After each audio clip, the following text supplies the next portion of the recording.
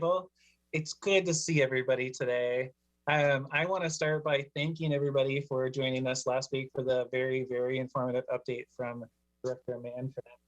And again, apologies for not having an earmarks conversation ready, but someday we will get it there. I would like to first offer to Betsy Emory on behalf of the U.S. Senator Jeff Merkley's office to go first, but I did want to note that Betsy, on behalf of the Senator, requested a housing tour, right? I guess that's what we call it, housing and shelters tour. So we've been doing that in a couple of cities in the county. If you are part of it, thank you so much. If you want to be part of it, if you want to see emergency shelters, affordable housing, or voucher-based housing, let me know and I'll get you on the list of tour invitees. But with that, I'd love us to get started. We have Brent Neilson from the Sheridan School District and advisor to Sheridan School District. Welcome. We have Mayor Rachel King from the city of Amity. We have Mayor Linda Watkins from the city of Carlton. We have Gioia Goodrum from the McMinnville Chamber of Commerce. We have Stephanie Findley, who I think is still council president. Or have you? No, you're not council president. No longer city council president, but still city councilor in the city of Newberg. We have Abisha Stone from SEDCORE, our economic development partner. And we have Betsy Emory from U.S. Senator Jeff Merkley's office. And we have Mike Thomas, the city administrator for the city of Amity. Welcome, everybody. I'm going to pass it over now to Betsy Emory. Betsy, what do you have to share with us from the senator's office these days? I know there's a lot happening, even though it doesn't look like a lot is happening in terms of results. Well, I will say that there is some exciting news today. So a couple of weeks ago, at some point this year, President Biden announced that each household would be getting a specific set of at-home rapid tests. So those, the website to request those has been put up live today. I've just put it in the chat. And every household can request 4 at-home tests. So it is per household as opposed to per individual. And they'll be shipped out within 12-ish days.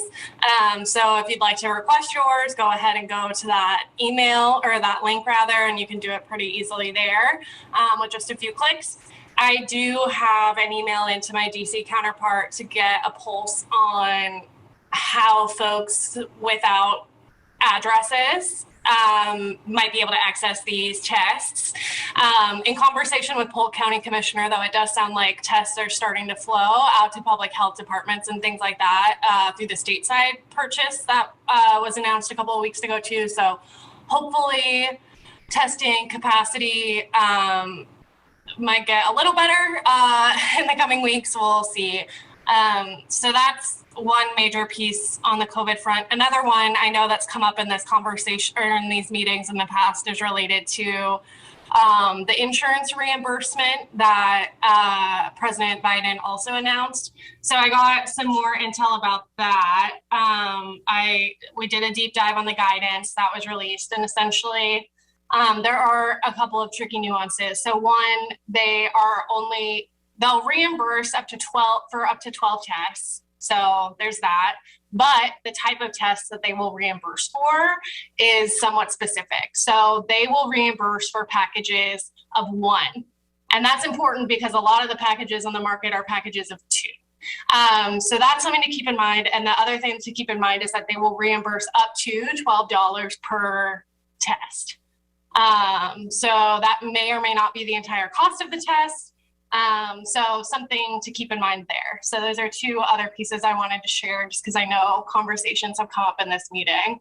Other than that, it's voting rights Arama in DC this week and next week. And so that is something that the senator has been very heavily involved in. It's something he's been working on since he was elected to the Senate in 2012. And so there are a number of key votes on the floor starting tomorrow. And so that's something that's taking up a lot of time within our office. So those are the updates, but I'm happy to take questions or anything like that. I have a question to start us off, I guess. Is there any sense that there will either be a 60 vote, or we're past the filibuster in terms of voting rights, or is there a sense that the filibuster will be set aside specifically for voting rights? Do you have any sense of that?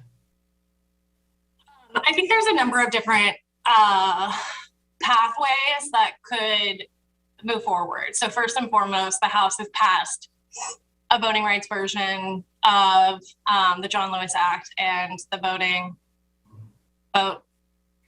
The other one that I can't think of the name for right now.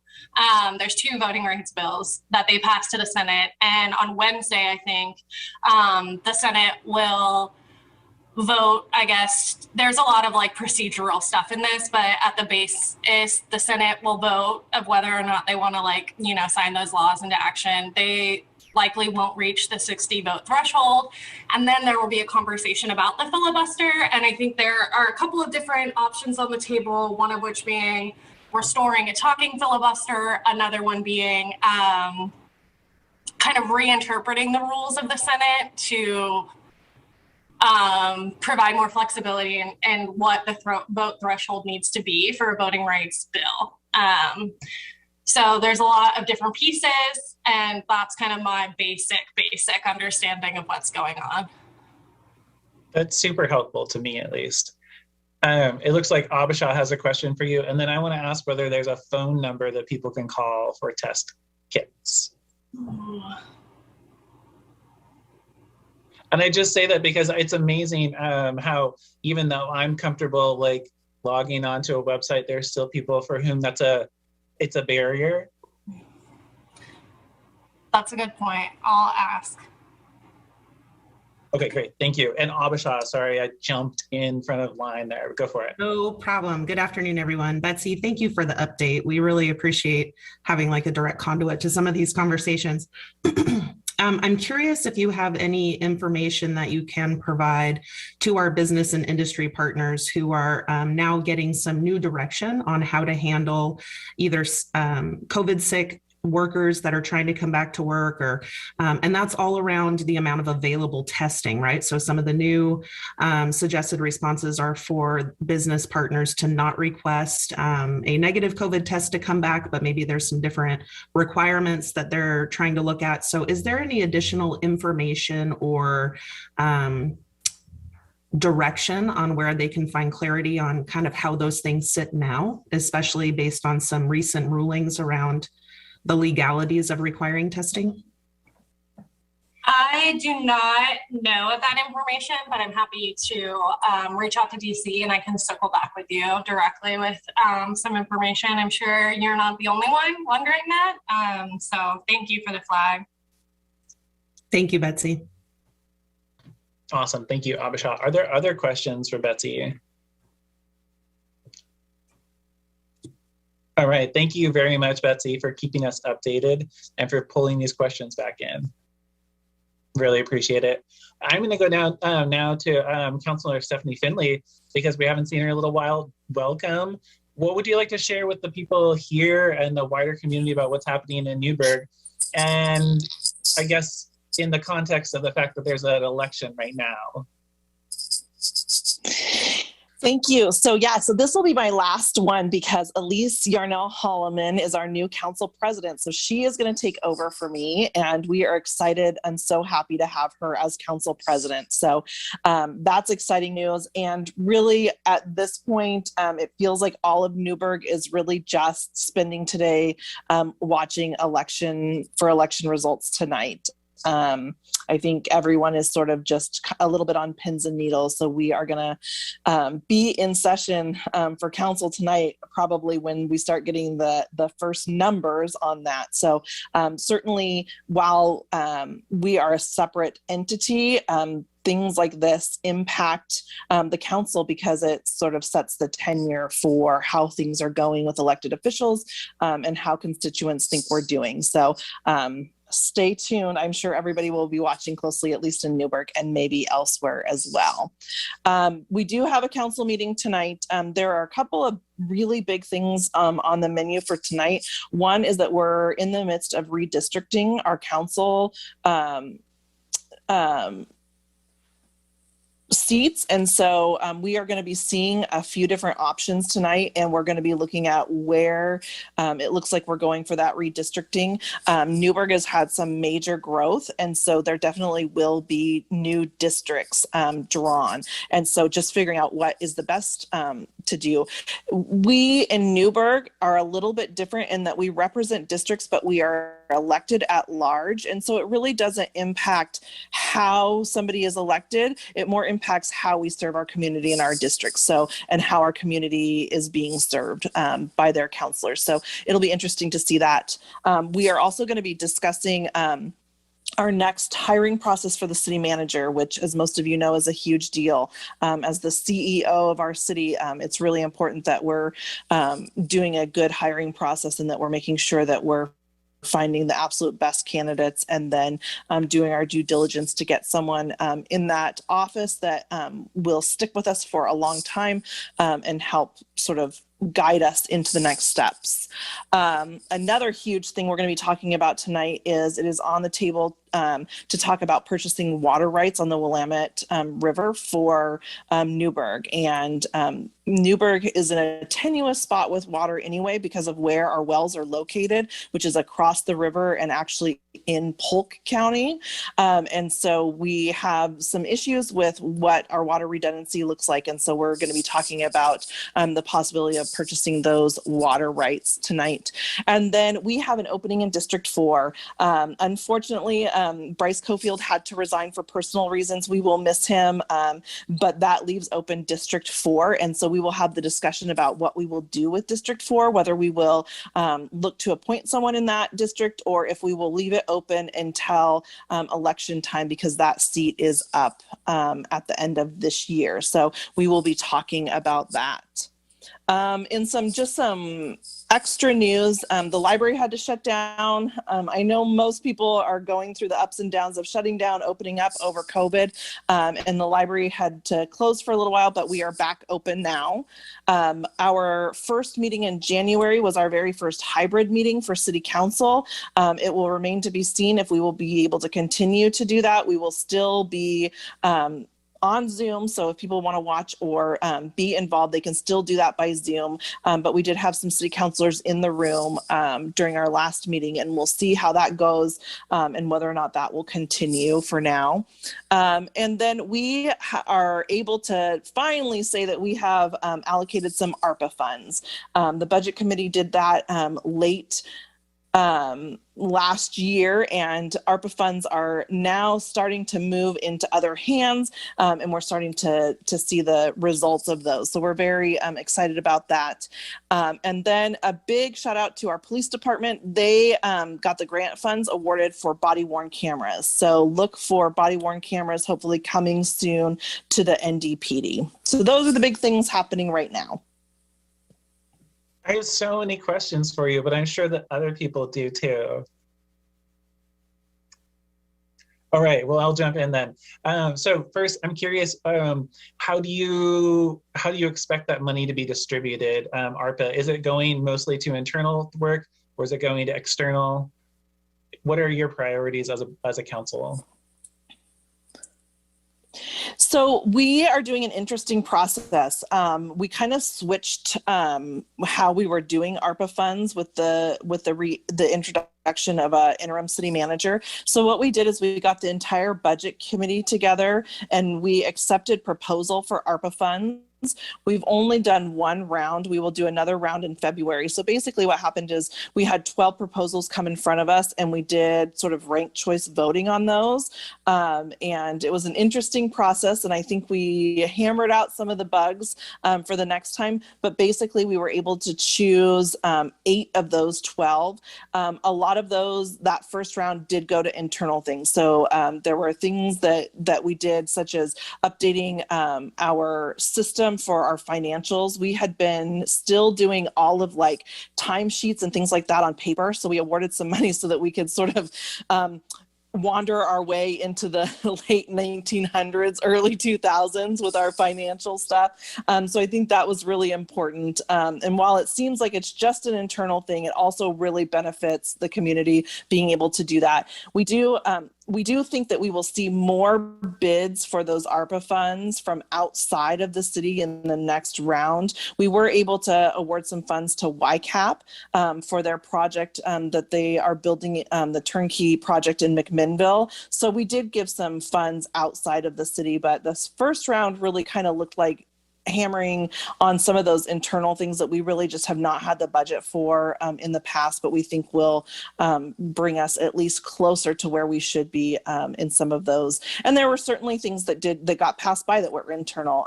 The police department asked for a number of different funds, one being body worn cameras, and those were not awarded. And so hopefully those are things that we can then put in the budget because we've been able to sort of make some space with using those funds in other places. But we do expect to see money going outside of the city in terms of ARPA funds with the next round.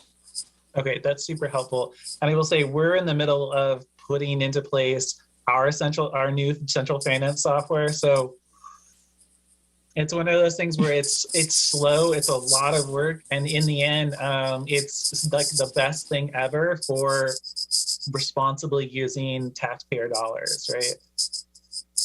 Abisha has a follow-up question for you. Whoa. I don't even know. There she is. Yeah. I know I keep switching back and forth when I raise my hand. It's weird on my screen.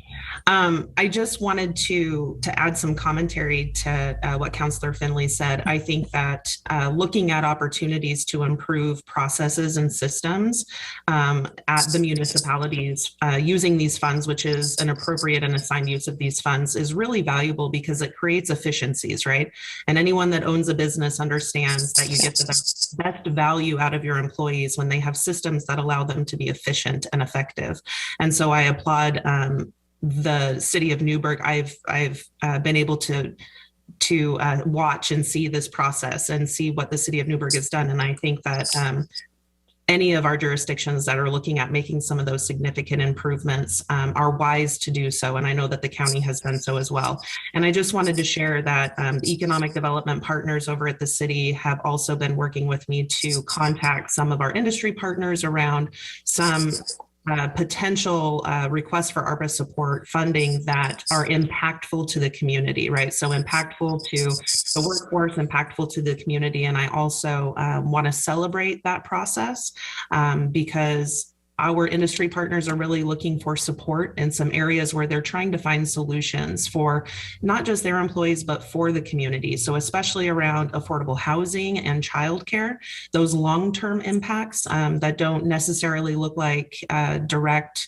stipends to the end users of those resources, but actually create some affordability and sustainability in those areas. So who's to say how that will all turn out in terms of funding across the board, but I do just want to give a shout out and celebrate those that are looking at trying to partner with kind of the public-private partnerships to create those solutions. So I guess more of a comment than a question, but thank you for your work on that in the city of Newberg. Yeah, and that's a good point, Abisha. I failed to mention one of the programs that we put some ARPA funds into is a partnership with the Downtown Coalition and the Chamber, and it's a closed loop gift card system. So people can purchase these gift cards to be used in local businesses. And so it really both benefits the community, but also our business partners, our small businesses in downtown Newberg and other parts of Newberg. And so we're excited about that because it's something that both benefits the community, the city, but also sort of gives back to our business community that has been hit so hard over the last couple of years. Awesome. And then I had another question for you if there are. I'm scanning, no raise hands. So the hybrid meeting model, what was your assessment of it, or have you done it? You did it in your most recent meeting.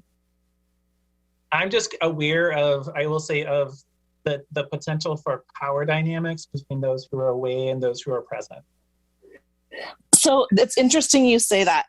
So I missed in-person meeting. I think there are pros and cons. As somebody who has little kids, there were definite pros to me being able to Zoom from home, which is that I got to feed my kids dinner. I got to be here with my kids, and it didn't disrupt life as much as normal, but it's also a little bit harder to focus when you're doing it from home. So I did miss those in-person meetings, but I do have some concerns after our first one about those power dynamics. So in even the best situations, it's hard for somebody who is running a meeting to remember to make sure that they scan the entire room and make sure everybody gets to have input. And I think doing the hybrid makes it even tougher. It's easy to sort of forget those counselors that you can't see right in front of you. And I was in person, so I'm not sure how it felt to the counselors that were on Zoom, but I suspect it felt maybe a little frustrating for them if they wanted to chime in how to do that. So I think those are the things that we need to hammer out, is how to be able to sort of make it equal for everyone to be able to have their input. It also, makes it tough for public comment when you can't see the person who is talking to you. For me, someone who is sort of a visual learner, it really helps me, whether it's on Zoom or in person, to see who's talking to me. And so that can be a little more difficult. So I think it will remain to be seen how well we do with that. But I think everyone's really committed to making it work the best for our city staff and for our community. So it may be that we decide that means going back to Zoom. And I don't know about that yet, but it's certainly, we certainly have a learning curve to doing that. But we also want to be mindful of, we have counselors that have children under the age of being able to be vaccinated. And I just don't think we're ready to ask them to be in person when the stakes are as high as they are right now with COVID. And you will probably hear that over and over from our council president, Elise, who is one of those people who has a kid under the age of vaccination, but also runs the COVID response for Providence. She knows all too well what kind of dire straits we're in right now with the healthcare system. So I think it will remain to be seen if we can sustain a hybrid model. But for the first one, we didn't have a whole lot of business, so it worked out really well. We'll see how how we do going forward. Cool. That's super helpful to know. Thank you. I will say that not that we should use them as an example, but in the past, when the Supreme Court moved to all virtual, I'm not sure how they're doing it now that they're in a hybrid, but when they were all virtual, the Chief Justice, so either the mayor or the council president, went on each item, went from person to person to person, which was an interesting thing because apparently Clarence Thomas rarely engages in the oral arguments. And so he engaged because he was told, now's your opportunity. So just something to think about. Okay, are there any other questions or comments for Councilor Findley? All right, great. Then I am gonna ask Mayor Watkins to join us with an update from the city of Carlton.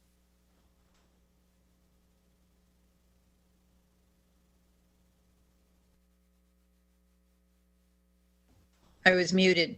Okay, now can you hear me? I'm feeling like a telephone ad.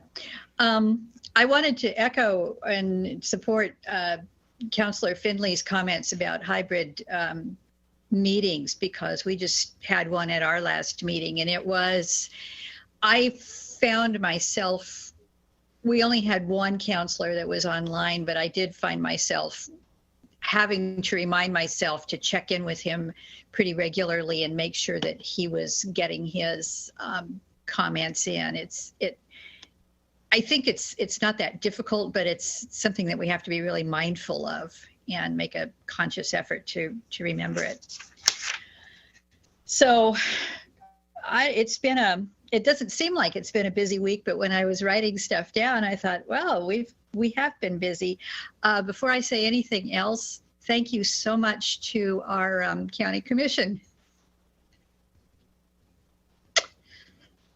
Yes, I think we can also thank Betsy on behalf of Senator Merkley too, while we're at it.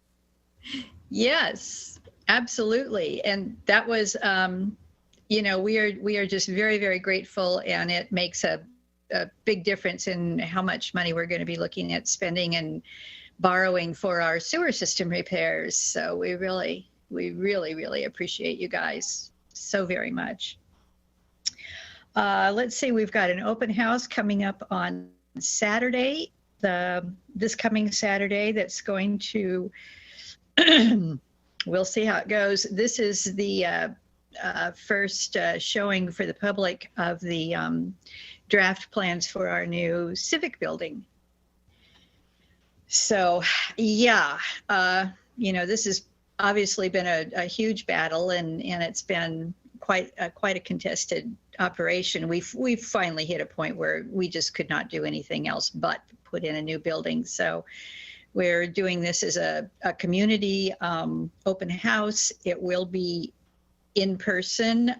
Folks can come in there. They will be obviously asked to mask up and observe the protocols, and then we'll also have it online too, so folks can look and make some comments that way. We're pretty excited about the building, so we hope that citizens will be also. In the meantime, we're trying to figure out what we're going to do with the staff while we're building the building, because, all of those things make a difference. Oh, let's see. ODOT, where ODOT is back up and running on the Highway 47 realignment. They have brought in a consulting firm to work with them on their community outreach.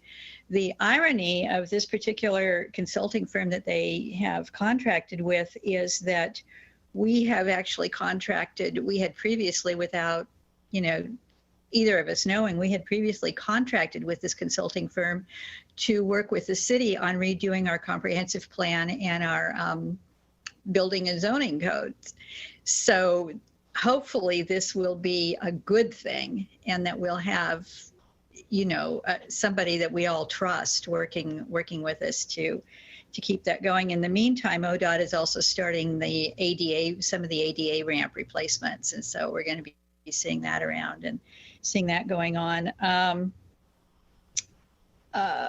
Let's see, one of our counselors and our city manager, we've been talking a lot about historic districts in towns, and so they're starting to do some research. They talked to the folks, I think, down in Jacksonville, and are going to be over visiting with Independence folks over there to see how things are going on that.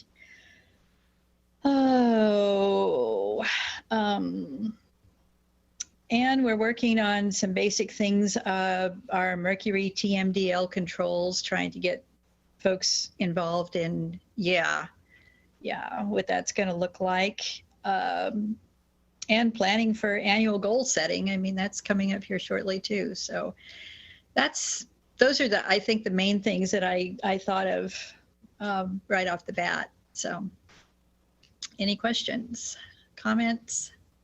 Super excited about Mercury TMDL, and Betsy Emory also was like, ooh. Oh yeah. No, our guys aren't letting any grass grow under their feet on that one. They're very concerned about it. We try to do everything we can to avoid any fines. So yeah. Yeah, absolutely. I will say that at least for the county, Oregon DEQ has been very helpful in kind of walking us through, like, this is what it's like to be regulated for a pollutant. So thanks to DEQ for kind of explaining something that would otherwise be very obscure to all of our staff, at least in me. Yeah, and we really appreciate it too. And our guys I know they're working really hard on that. We had I forgot the one thing, we had the final walkthrough on the transmission line replacement. Our engineer said there's still some road work that they saw, and I don't know who's going to be doing what, but there is a little bit of road work. The amount of water that we were losing out between that line and one old reservoir storage tank that we use, I want to say that they were talking about like 20 million gallons a day that we were losing in water. I cannot believe that it was that huge. I'm afraid to commit to that number, but I think that's what I heard. It's such a huge number. It's kind of hard to grasp. So that we were losing just out of the water line in that one storage tank. So having that stopped is going to be a huge difference, I think, as we go on down the line. So yeah. So thank you. It's a spectacular amount of water. I know. Was that line federally funded? Because that would be something worth highlighting, I feel like, for the senator, of like, these federal investments are saving significant amounts of water. Yeah, I'm not, let's see, where we got the grant money to help us with that.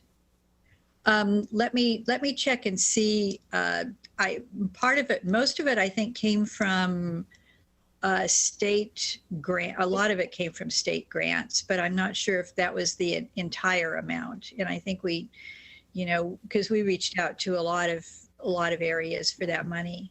So let me check with our city manager and make sure of what came from where, and I will get that information back to you. All right. Yeah, because we'd love to highlight Carlton, just like we highlighted Amity. And Amity is like dramatic reduction in leaks. Well, Mayor Watkins, I'm going to thank you for that. And I'm going to hand it over to Mayor King, and Mayor King can highlight all of the wonderful things they've been doing, including restricting or eliminating a lot of water leaks. Yes, I'm going to start by eliminating my video because it's an unstable internet day. But I also would like to thank you, Commissioner Kulla, Commissioner Starrett, and Bershauer as well. Amity was awarded last week through the county infrastructure grant $600,000, which will pay for half of our water transmission line, which is amazing. Mike, our city administrator, highlighted this morning that every single one of those dollars are dollars we don't have to put on our residents in their water bill. And just in the economic climate and what everyone's up against, it's a critical need, but the more we can get funds from elsewhere to get that to our customers, the better, So thank you so very much. We're very appreciative. And that will be, ODOT is in the process of bidding. That should be finishing up this week. So that project, again, is hand in hand with the Salt Creek Bridge coming down and being replaced. And so thankfully, everything is on track to get that going. And another reminder there, that bridge will be gone for about a year is the plan. And so that will be a significant difference in our community and transportation. Also, another reminder is we're having our town hall tomorrow at 6 o'clock at City Hall. The Zoom link will be on the city website and our Facebook page. But again, this is just an opportunity for community to come in, meet myself and the council. I'm going to go over some goals we were able to accomplish, some highlights for the year. But as we too are going into goal setting and the next year, we really just want to hear those voices. People have opinions, have comments, have concerns, and the more opportunities to share those face-to-face or through the computer, the better. Everyone wants to be heard, and myself and the council want to represent people. But if we don't hear that, we can't work towards the goals that are most important. So I'm really hopeful and really looking forward to hearing some voices. And then on that note, Amity is still looking for budget committee members. Last year, we had no members of the public join our budget committee. We also have vacancies on our city council and our planning commission. And so I just can't say this enough. One of the best ways to make changes is be the change you want to see. So I just encourage anyone that has interest, that has concern, that has an opinion, that wants to represent, just come out, meet us, and see what you can do. It doesn't take a huge education. It doesn't take, spectacular traits. It's just a matter of wanting to make a positive change, and we welcome anyone. And that's all I have for today. Well, thank you for highlighting that. It's super important that people show up if they can. if they can. So thank you for that. And yes, it will be actually a big detour for us, from me visiting my family at the coast, to have your bridge out. But I sure am glad that it's getting replaced, because I saw the last repair that was done on it and I didn't realize the understructure of it. So it's good. It's very, very good. Yes, Paul did a presentation at the beginning of this last year and zoomed in pictures of what's holding up that bridge, and we should all be very thankful it's getting replaced. I just hadn't realized that the decking is essentially 2x6s. You know, like they peel the asphalt away and then they put 2x6s in and then put asphalt back on again. I just think it's so wonderful seeing what's actually under all of us, that we rely upon all the time and that we just trust. Like, we're like, oh, ODOT probably wouldn't give us a bad bridge. We're going to go across it. And it's, you know, it accumulates age, right? So thank you. I'm sorry that it's been stressful to have to figure out this cost and having the cost of moving the water line, but you're going to have a great bridge when it's done. It's for the better, and the transmission line itself will be more stable and more reliable. The one there has been there for many, many years, decades, and so it's time. I think it's a good opportunity that we're able to work together and get something big accomplished. Yeah, yes, definitely. Well, thank you for that. Are there questions or comments for Mayor King? All right, great. Then I'm going to ask Abisha to share any updates from the world of economic development. There's a lot of things happening in the community and a lot of projects that you're working on, and anything you can talk about, please let us know. Thank you, Commissioner Kulla. Yeah, there are a lot of exciting things happening.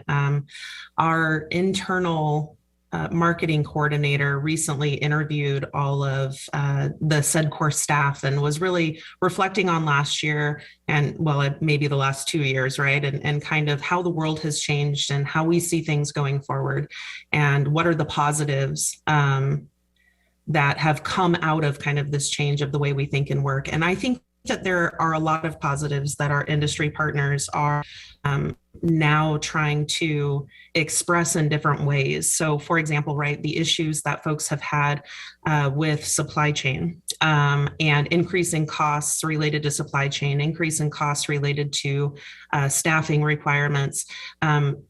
A good example of what they're looking to do going forward is making investments in innovation, right? Much like our jurisdictions are currently looking to do, to create ongoing efficiencies that assist with continuity planning, sourcing things more locally, instead of looking at how do we continue to recruit folks for maybe lower paying jobs, entry level sort of positions that we know we struggle with. Is there a way that we can invest in technology or system or process improvements that allow us to train up our current workers and bring them up into higher paying jobs and create more depth of connection with those employees, because maybe they'll be doing something that challenges them more in a way that they enjoy and gives them an opportunity for just upward movement, right, in their career path.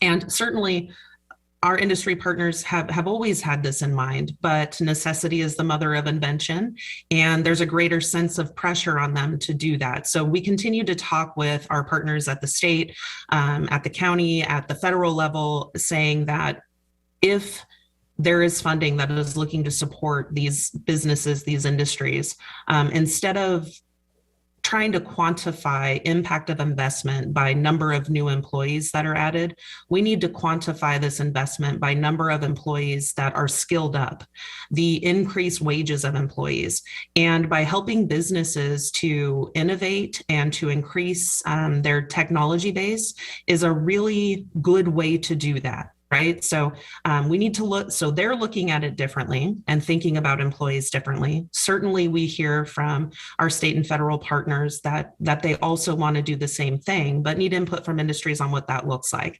And what industries are telling me is that looks like support with innovation and technological investment. They're also looking at, I mean, you all hear me talk about childcare and workforce housing consistently. I'm not going to stop talking about that. Our industry partners haven't stopped talking about that. And not not only do they see that solutions for the current workforce, they see that as solutions for future workforce and their ability to show a commitment to their workforce in a different sort of a way that creates longevity. It creates deeper community partnerships. It creates stronger, healthier communities. I've currently shared with several of you that I'm doing a business retention expansion survey at a county level with our industry partners, and I get this expression of intent from them constantly. So we're also continuing to work with the county on how to best disperse the ARPA funds that are intended for impacted industries. We have now come into our the term of when we'll be receiving the second tranche of funding. So we're 2022. We'll be looking at receiving that second tranche of funding here in a few months. And so I'm working on putting together that next round of recommendations for business impact and really looking with a deeper lens towards hospitality. We know they've been hugely impacted, right? Each industry sector has different impacts and different needs for survival and continued prosperity. So looking at how do we dig in there a little bit more. And if I have any time left, I want to defer that to Brent Neilson to talk about the great work that's being done in the city of Sheridan to expand youth workforce development with the West Valley CTE project, because he can speak to it a little more intelligently than I can, though I am deeply invested and a true partner in that project. So thank you. Sometimes people are just deeper in it than you are because you have to be spread over many projects. Well, that's a great segue over to Brent. Welcome. What would you like to share? So you're going to tell Abisha that there's no time left, right? Totally. So I suspect most of the folks in this meeting are, if not being familiar with the Sheridan CTE project that we're working on, are probably familiar with CTE projects around the state. Career technical schools are, that the impact that they can have in the education world is huge. And I suspect I'm speaking to the choir here. If I have to convince any of you of the value of CTEC, send me your names and I'll give you a call and we can have that as a separate conversation. But the West Valley CTEC project is an exciting one because what it will do is it will bring the opportunity of a large CTEC center to rural communities. And, I previously worked with the Salem CTE program, which, a large district like Salem-Keizer can do that. Small districts don't have that opportunity. And, it's critically unfair to those students in those small districts to not have the opportunity to participate in something like that. So having this as a regional center is extremely exciting. There is a lot of what we're doing right now that's still developing the idea.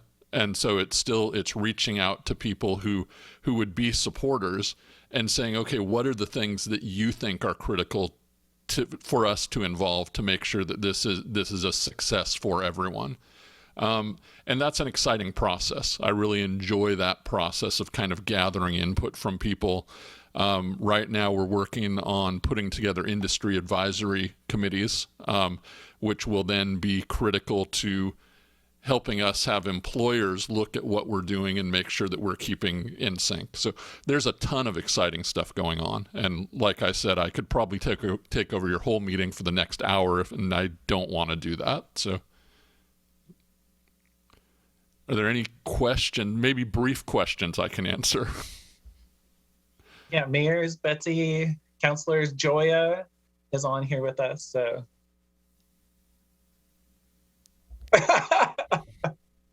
Gioia, do you have any questions or comments from the Chamber of Commerce perspective for Brent? Okay, thank you, Brent, for doing this work. I think You're right that we do understand the value of it. And especially, I will say that your observation about it being in a rural area, having a center is a really big deal for, I think, a lot of us here. Knowing that, there's one in Salem is great, but it's a long ways from us. Mm-hmm. Absolutely. And kids, their time is critical. It's real easy as an adult to sit and say, oh yeah, there's a center an hour away, they can get on a bus. And And I think adults, and I'll raise my hand and admit to doing the same thing, love to avoid problems if they can. If it doesn't need to be considered, then, okay, you can put it off and you can focus on other things. The time that a kid has is critical. And so, having it easy for them to get to, not taking an hour to get to the east side of Salem. So you have 2 hours each way added in. And so, I'm excited about this project, and it's going to bring some cool things to the community.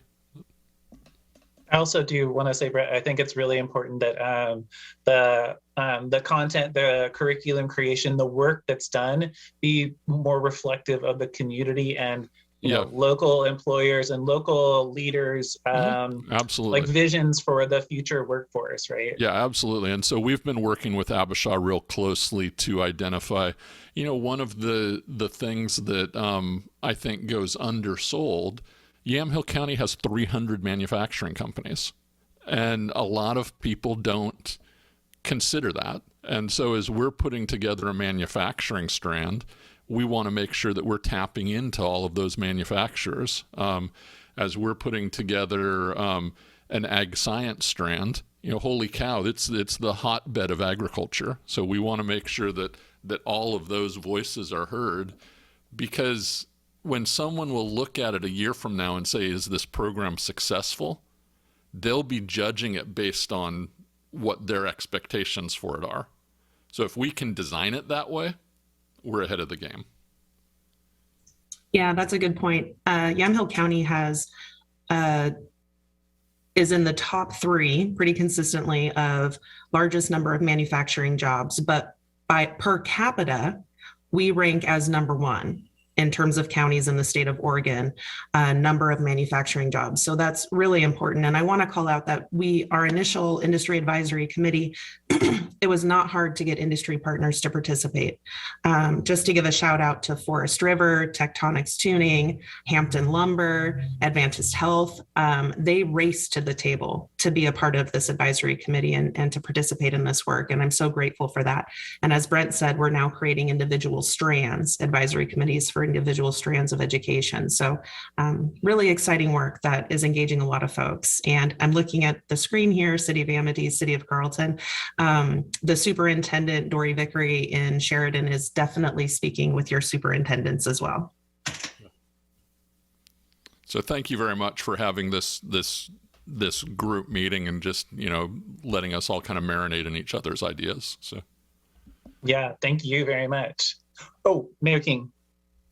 I just want to make a comment, and maybe it's really obvious, but it's just really awesome to hear. We hear Abisha talking about, the direction that we want to see the overall county and region going with these innovations and deeper level employees, higher wages versus number of workers. But then to see that we're bringing into that younger generation the exact skills and talents that they need to, instead of, when you think, I hate the term low skilled job, but when you think of entry level jobs, it's something that you can step out of high school and step into. And so as technology advances, it's just great that we're working on a longer term goal to get our youth to be able to step in to those positions where they're going to be needed and wanted. And so, yeah, just great to hear. Thank you. That's awesome. Thank you for observing that, Mayor. It's a good connection. Well, with that, I also want to make sure that Gioia Goodrum, before we go today, has an opportunity to update both everybody here and people in the community.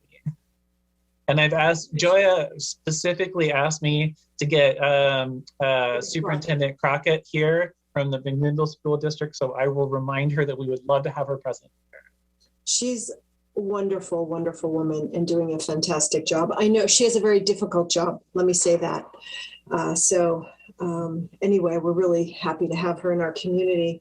Really quick update. So the city of McMinnville with our economic development partners. So Visit McMinnville, the city, the chamber, the Downtown Association and our MEDP, or Economic Development Partnership, we came up with a plan and we made an application into use ARPA funds. And one of the things that the chamber did was present a program for members and all businesses to participate in a 6-month program to help them go to the next level or go to the next step.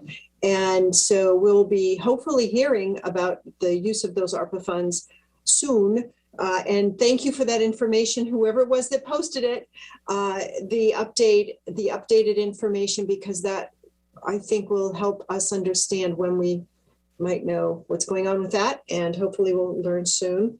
No doubt you've all heard that the Supreme Court struck down the employer vaccine mandate for businesses with 100 or more employees, but did keep the mandate for healthcare workers. So we did notify our businesses about that, probably, well, whenever it happened, last week, probably. We are looking at an economic development forum. And so I'm working with OED, Employment Department, had to think about what OED stood for, and MEDP to do an economic forum here in McMinnville for our businesses.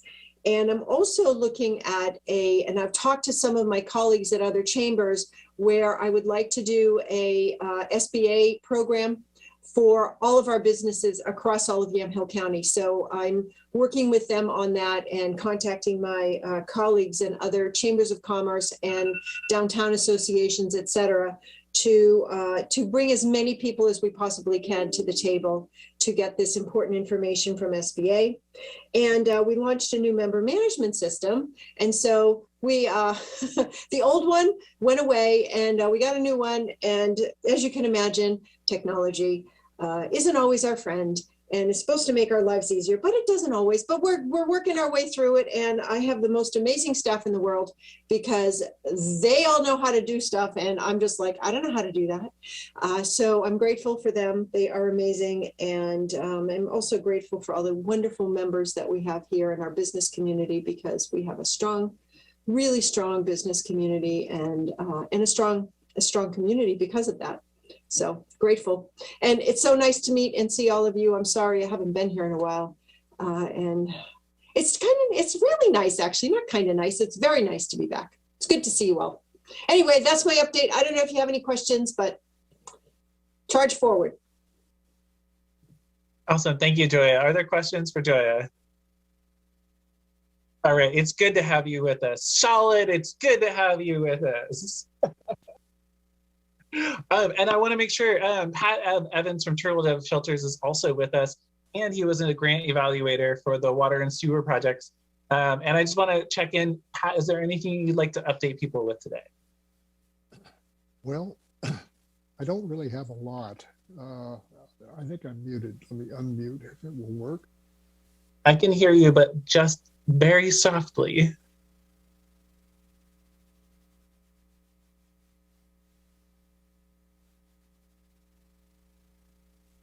Let's try it one more time. There we go. You wouldn't know it, but I worked in technology for 30 years. But this Zoom outwits me almost every time. Right now, we are continuing to build portable shelters for the homeless. I've got number, I think, 42 going out tomorrow morning at 11. That'll be the third shelter we put out this month in a 2-week period. Number 43 is under construction and will probably be given out the following week. So there's a huge ongoing need among the chronically homeless community for shelter, particularly if you've been outside today. It is just bone chilling. But that's about all I've got. We're looking forward to the county coming up with the RFP process here for services in the next couple of weeks, and we hope that we'll be able to participate in that and continue to build portable shelters for our homeless neighbors. That's all I've got. Awesome. Well, thank you, Pat. Appreciate your work and your service. And before our hour is done, I'll just do a quick update of some of the things that are happening at Yamhill County. Because we're always trying to get that money out the door in a way from the American Rescue Plan, that in a way that's efficient and responsive and effective. We're jumping on to the next one now, which is to approve a grant program for nonprofits that were affected by by COVID. But we'll discuss that this Thursday, and then hopefully get that grant program launched very soon. Thanks to Abisha, I know that you had some helped carry some with that, so I really appreciate you kind of wrestling with it with her. And we issued a request for proposals for a broadband internet master plan and then grant evaluation program. And so what that'll really be is this represents the first step in Yamhill County, the county government, saying that we value the infrastructure of the internet enough to set up a vision for the whole county, regardless of the provider or the location, to make sure that everybody has access to good internet.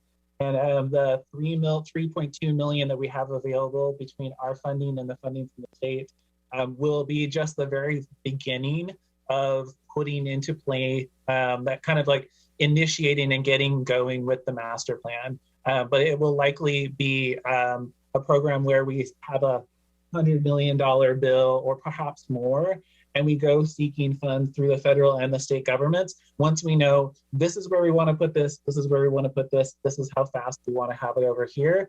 And I'm super excited about that. I think we're actually going to make progress on getting internet into communities that don't even have cell service right now. And thanks, Abisha, I feel like you really kicked this all off by being like, well, how about we get some money out the door, last year for it.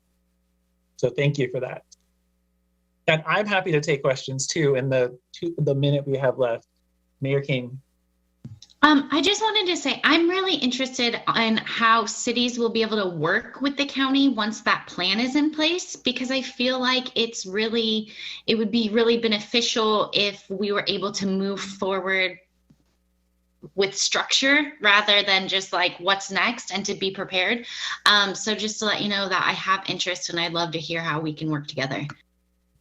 Yeah, I think that's a really, really good point. And I will put that, and maybe Abisha could also remember that whoever ends up being the consultant on this project, that they actually go to your city council and to you and to your staff to make sure that the work is coordinated. And also, y'all have big taps of fiber in your communities, so we're going to be pulling off of that for sure. Abisha, thoughts? Yeah, I just wanted to say that whomever is chosen to develop that cooperative master plan would be looking at that on a county level. And so certainly just like, houses can lay on both sides of a city line, right? And farming property can as well. I mean, that fiber and other infrastructure doesn't care, right, where those property lines are. And so we'd be really remiss to not be partnering within the county, but also with our adjacent counties, because there's a lot of work that kind of ends at the county line, which is unfortunate because you now have the extension of infrastructure. So this really, a master plan that considers all of those adjacent partners is a hard thing to develop, but extremely valuable. And that's, I believe, where the county is going and looking at some partners to do that. And does the state have a master plan for this type of infrastructure at this time? That is a fantastic question. Abisha?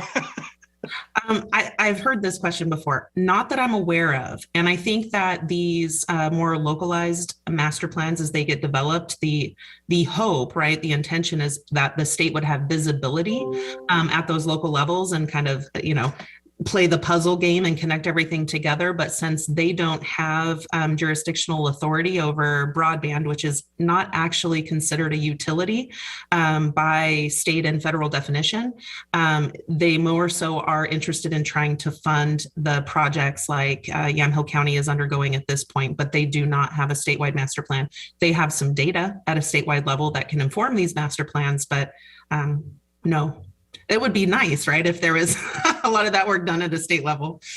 That's good to know, though. Thank you. It is a great question because, the state has the Oregon Bike and Pedestrian Plan, right? Which is, here's how we're going to build out a network, but it's all on, state jurisdiction rights of way. But we do need to be able to work together on this.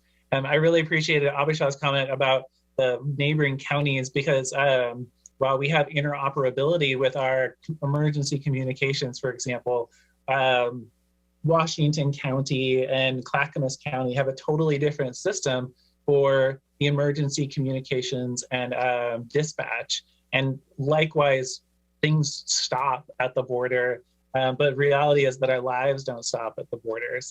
And cities don't stop at the border, as Willamina knows. So, good question, and we're working on it. All right, well, we don't have our COVID numbers in yet for the county, but we do know that Yamhill County the previous week had a really, really big jump up. So reminder that especially we have a critical blood shortage in the state too, and in our county. So be careful out there. As an emergency room nurse told me, don't do anything that could get you in the emergency department. Just give us a little bit of time, give us some space to deal with the number of people we have here right now.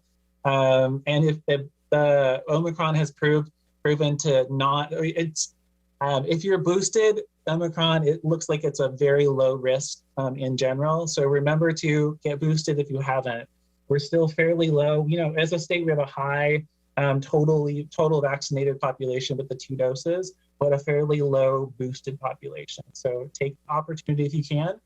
And someday we'll all get some at-home tests around here. Yay! All right. Well, thank you all very much for leading your communities, doing work, and we'll see you next week.